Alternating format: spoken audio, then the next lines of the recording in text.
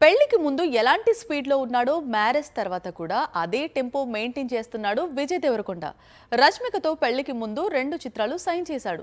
ప్రస్తుతం కొత్త చిత్రాల షూటింగ్స్లో బిజీగా ఉన్నాడు. ఇంతలో మరో కొత్త చిత్రాన్ని ప్రకటించి ఆశ్చర్యపరిచాడు. ఈసారి దర్శకుడు ఎవరో తెలుసా? నానితో హాయ్ నాన్న లాంటి బ్యూటిఫుల్ ఫిలిం తీసిన శౌర్యు చాలా కాలం తర్వాత మళ్లీ మెగాఫోన్ పట్టుకోబోతున్నాడు. ఈసారి విజయ్ దేవరకొండతో చేతులు కలిపాడు. అంతేకాదు, ఎవరూ ఊహించని విధంగా ఒక పోస్టర్ ను సైతం రిలీజ్ చేశాడు. ఫస్ట్ లుక్ పోస్టర్ ను బట్టి శౌర్యు దర్శకత్వంలో విజయ్ ఈసారి లవ్ లో ఫెయిల్ అయిన వ్యక్తిగా కనిపించబోతున్నాడని అర్థమవుతోంది. నిజానికి హాయ్ నాన్న తరువాత శౌర్యు ఇమ్మీడియట్ గా నాని కోసమే మరో కథను రాశాడు. అందుకోసం ఇంతకాలం వెయిట్ చేస్తూ వచ్చాడు. అయితే నాని ప్యారడైజ్, ఆ తరువాత బ్లడీ రోమియో చిత్రాలతో బిజీ కావడంతో శౌర్యు రౌడీ వైపు వచ్చేశాడు.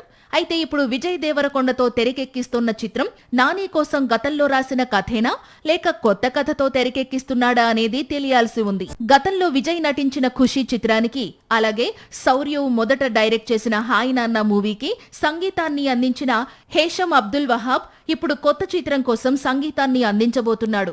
నానితో చిత్రాన్ని క్లాస్ గా తీసిన శౌర్యు ఈసారి కంప్లీట్ యాక్షన్ మోడ్ లోకి మారబోతున్నాడు.